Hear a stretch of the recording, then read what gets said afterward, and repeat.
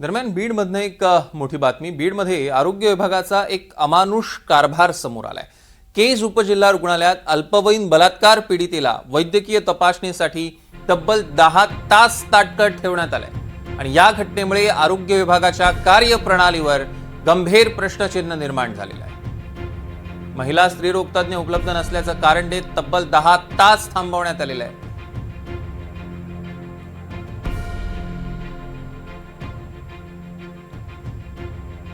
या संदर्भातले अधिकचे अपडेट्स आपल्याला घ्यायचे आहेत. आपले प्रतिनिधी आकाश सावंत आपल्यासोबत जोडले गेलेत.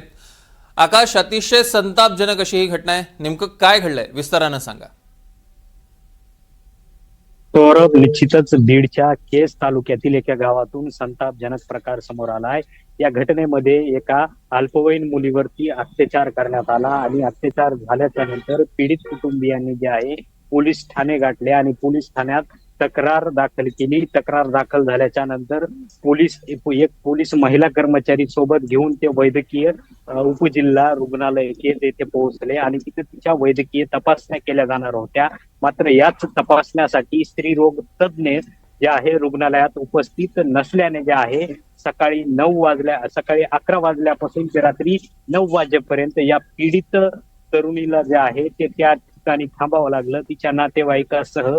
आणि कुठंतरी 11 ते सायंकाळी रात्रीचे 9 वाजेपर्यंत या कुटुंबियांना जे आहे वैद्यकीय चाचण्यांसाठी तात्काळ थांबावं लागल्याचा धक्काजनक प्रकार जो आहे तो केज उपजिल्हा रुग्णालयातून समोर आला आहे.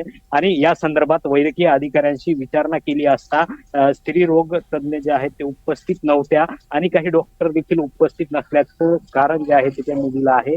तर दुसरीकडे कुटुंबियांनी हा गंभीर आरोप देखील केला आहे. अशीच एक घटना जी आहे 15 दिवसापूर्वी बीडच्या परळीमध्ये घडली होती. परळीमध्ये देखील असाच संतापजनक प्रकार समोर आला होता. एका अल्पवयीन मुलीवर अत्याचार झाल्याच्या नंतर तिला देखील अशाच पद्धतीने तात्काळ जे आहे ते बीडच्या परळीतील उपजिल्हा रुग्णालयात थांबावं लागत होतं. याच घटनेची पुनरावृत्ती जे आहे ते केज उपजिल्हा रुग्णालयात झाल्याची बघायला मिळत आहे. आता या प्रकरणी वैद्यकीय अधीक्षक हे प्रकरण किती गांभीर्याने घेतात आणि या डॉक्टरांवरती कशा पद्धतीची कारवाई करतात हे देखील पाहणं आता सौरभ महत्वाचं ठरणार आहे.